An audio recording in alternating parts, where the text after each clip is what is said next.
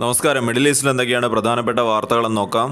ഖത്തറിലേക്കുള്ള ഇസ്രയേലിന്റെ ആക്രമണത്തിനെതിരെ ഇപ്പോൾ ലോകവ്യാപകമായി തന്നെ പ്രതിഷേധങ്ങൾ ഉയരുകയാണ്. എന്തായിരുന്നു ഇസ്രയേലിലെ ഖത്തർ ആക്രമണത്തിലെ പ്രധാന ലക്ഷ്യം? ഖത്തറിലുള്ള ഹമാസിന്റെ നേതാക്കളെ അവരെ ലക്ഷ്യമിട്ടുകൊണ്ടാണ് ഈ ആക്രമണം എന്ന് പറയുന്നത് ഇസ്രയേൽ തന്നെയാണ്. എന്നാൽ ആ ലക്ഷ്യം നേടിയെടുക്കുന്നതിൽ ഇസ്രയേൽ പരാജയപ്പെട്ടു എന്നാണ് ഇപ്പോൾ പുറത്തു വരുന്ന വാർത്തകൾ പറയുന്നത്. അതിന് പ്രധാനമായിട്ടുള്ള കാരണമായി റിപ്പോർട്ടുകൾ പറയുന്നത് ഈ നേതാക്കൾക്കെല്ലാം ശക്തമായ സുരക്ഷ ഖത്തറിൽ ഉണ്ടായിരുന്നു. അവർ പലപ്പോഴും താമസ സ്ഥലവും അതുപോലെ തന്നെ ഇത്തരം യോഗങ്ങൾ നടത്തുന്ന സ്ഥലങ്ങളും എല്ലാം തന്നെ മാറിക്കൊണ്ടേയിരുന്നു.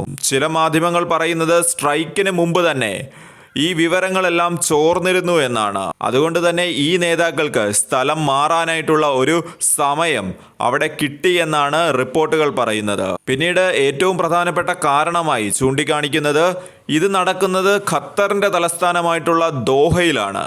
ലോകത്ത് തന്നെ ശ്രദ്ധേയമായിട്ടുള്ള ഒരു സ്ഥലങ്ങളിൽ ഒന്നാണ് ദോഹ. അതായത് US എയർബേസുകളും നിരവധി അന്താരാഷ്ട്ര ഓഫീസുകളും എല്ലാം തന്നെ പ്രവർത്തിക്കുന്ന ഒരു സ്ഥലമാണിത്. അതുകൊണ്ട് തന്നെ ഇസ്രയേലിന് അത്ര കണ്ട് വിപുലമായിട്ടൊരു ആക്രമണം ഈ ഒരു ഖത്തറിന്റെ തലസ്ഥാനമായിട്ടുള്ള ദോഹയിൽ നടത്തുക എന്ന് പറയുന്നത് പ്രാക്ടിക്കലി കഴിയില്ല എന്ന് തന്നെയാണ് ഇത്തരം പത്രമാധ്യമങ്ങൾ റിപ്പോർട്ട് ചെയ്യുന്നത്. ഇനി എന്തായിരിക്കും ഖത്തർ ഈ ഒരു കാര്യത്തിൽ എടുക്കാൻ പോകുന്ന നടപടി എന്ന് നമുക്ക് നോക്കാം. നേരിട്ടുള്ള ഒരു ഏറ്റുമുട്ടൽ അതിനുള്ള സാധ്യത വളരെ കുറവാണ്. കാരണം നമുക്ക് തന്നെ അറിയാം, ഖത്തർ എന്ന് പറയുന്നത് 30 ലക്ഷം ജനസംഖ്യ മാത്രമുള്ള ഒരു രാജ്യമാണ്. എന്നാൽ മോസ്റ്റ് മോഡേൺ ആയിട്ടുള്ള ഫൈറ്റർ ജെറ്റുകൾ ഖത്തറിനുമുണ്ട്. ഉദാഹരണമായി പറയുകയാണെന്നുണ്ടെങ്കിൽ റാഫേൽ ജെറ്റുകൾ, അതുപോലെ തന്നെ യൂറോ ഫൈറ്റർ ടൈഫൂൺ തുടങ്ങിയ ജെറ്റുകളും പിന്നെ അമേരിക്കൻ നിർമ്മിതമായിട്ടുള്ള F-15 തുടങ്ങിയ ഫൈറ്റർ ജെറ്റുകളും ഖത്തറിന്റെ പക്കലുണ്ട്. എന്നിരുന്നാലും നേരിട്ടുള്ളൊരു ഏറ്റുമുട്ടൽ അത് ഉണ്ടാകാനായിട്ടുള്ള സാധ്യത വളരെ കുറവാണ്.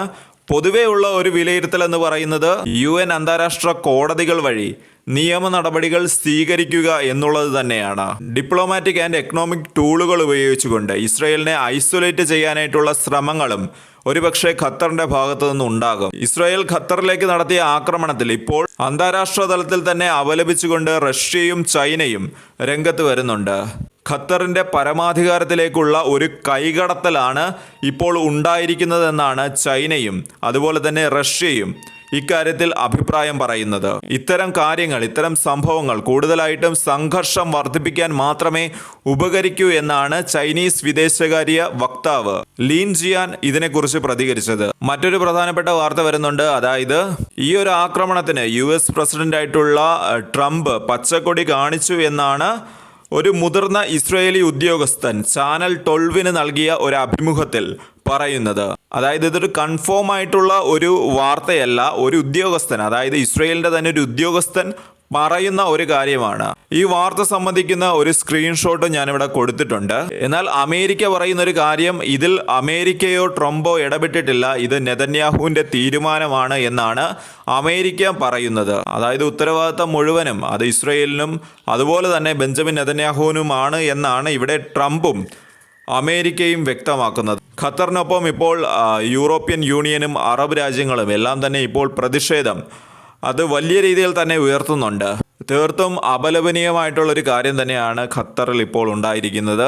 അതിനെതിരെ ഇനി വരും ദിവസങ്ങളിൽ മാത്രമേ നമുക്കറിയാൻ കഴിയുകയുള്ളൂ ഇതിനെതിരെ എന്ത് ആക്ഷൻ ഖത്തർ എടുക്കുമെന്നുള്ളത്.